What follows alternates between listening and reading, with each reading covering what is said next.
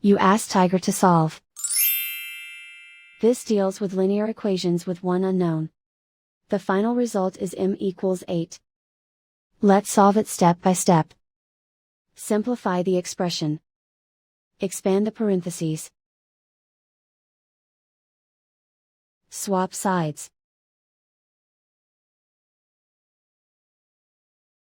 Group all constants on the right side of the equation. Subtract 6 from both sides.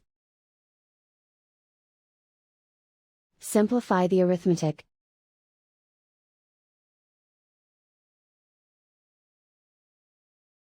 Convert the m into a positive number. Multiply both sides by -1.